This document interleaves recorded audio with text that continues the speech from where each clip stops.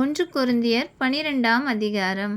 அன்றியும் சகோதரரே, ஆவிக்குரிய வரங்களை குறித்து நீங்கள் அறியாதிருக்க எனக்கு மனதில்லை. நீங்கள் அஞ்ஞானிகளாய் இருந்தபோது ஏவப்பட்டபடியே ஊமையான விக்கிரகங்களிடத்தில் மனசை செலுத்தினீர்கள் என்று உங்களுக்கு தெரியுமே. ஆதலால் தேவனுடைய ஆவியினாலே பேசுகிற எவனும் இயேசுவை சபிக்கப்பட்டவர் என்று சொல்ல மாட்டான் என்றும், பரிசுத்த ஆவியினாலே அன்றி இயேசுவை கர்த்தர் என்று ஒருவனும் சொல்லக்கூடாதென்றும் உங்களுக்கு தெரிவிக்கிறேன். வரங்களில் வித்தியாசங்கள் உண்டு, ஆவியானவர் ஒருவரே. ஊழியங்களிலேயும் வித்தியாசங்கள் உண்டு, கர்த்தர் ஒருவரே. கிரியைகளிலேயும் வித்தியாசங்கள் உண்டு, எல்லாருக்குள்ளும் எல்லாவற்றையும் நடப்பிக்கிற தேவன் ஒருவரே. ஆவியினுடைய அனுக்கிரகம் அவனவனுடைய பிரயோஜனத்திற்கென்று அளிக்கப்பட்டிருக்கிறது.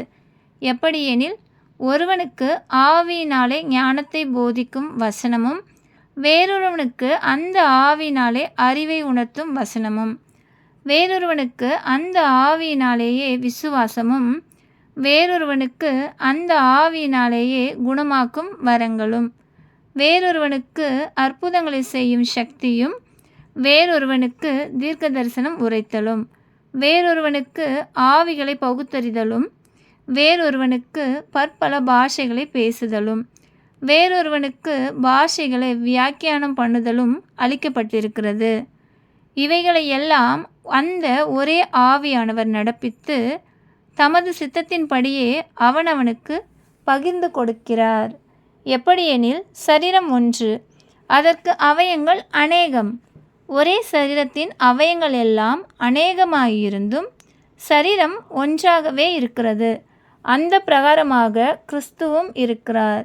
நாம் யூதராயினும் கிரேக்கராயினும் அடிமைகளாயினும் சுயாதீனராயினும் எல்லாரும் ஒரே ஆவியினாலே ஒரே சரீரத்திற்கு உள்ளாக ஞானஸ்நானம் பண்ணப்பட்டு எல்லாரும் ஒரே ஆவிக்குள்ளாகவே தாகம் தீர்க்கப்பட்டோம்.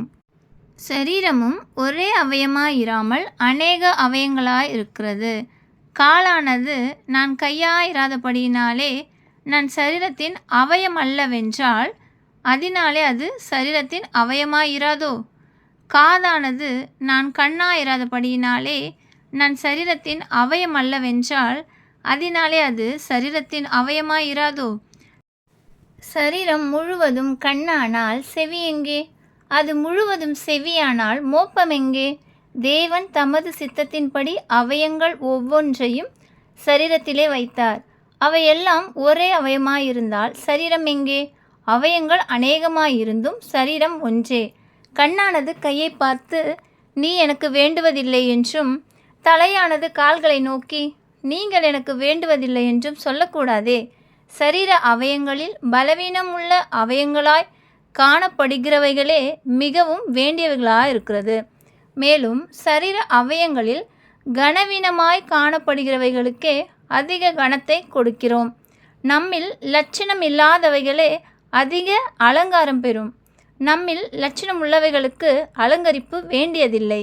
சரீரத்திலே பிரிவினை உண்டாயிராமல் அவயங்கள் ஒன்றை குறித்து ஒன்று கவலையாயிருக்கும்படிக்கு தேவன் கனத்தில் குறைவுள்ளதற்கு அதிக கனத்தை கொடுத்து இப்படி சரீரத்தை அமைத்திருக்கிறார்.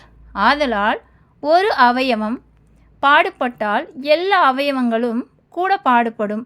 ஒரு அவயவம் மகிமைப்பட்டால் எல்லா அவயங்களும் கூட சந்தோஷப்படும். நீங்களே கிறிஸ்துவின் சரீரமாயும் தனித்தனியே அவயங்களாயும் இருக்கிறீர்கள். தேவனானவர் சபையிலே முதலாவது அப்போஸ்தலரையும், இரண்டாவது தீர்க்கதரிசிகளையும், மூன்றாவது போதகர்களையும், பின்பு அற்புதங்களையும், பின்பு குணமாக்கும் வரங்களையும், ஊழியங்களையும், ஆளுகைகளையும், பலவித பாஷைகளையும் ஏற்படுத்தினார். எல்லாரும் அப்போஸ்தலர்களா? எல்லாரும் தீர்க்கதரிசிகளா? எல்லாரும் போதகர்களா? எல்லாரும் அற்புதங்களை செய்கிறவர்களா? எல்லாரும் குணமாக்கும் வரங்களை உடையவர்களா? எல்லாரும் அந்நிய பாஷைகளை பேசுகிறார்களா? எல்லாரும் வியாக்கியானம் பண்ணுகிறார்களா? இப்படி இருக்க முக்கியமான வரங்களை நாடுங்கள். இன்னும் அதிக மேன்மையான வழியையும் உங்களுக்கே காண்பிக்கிறேன். ஆமென்.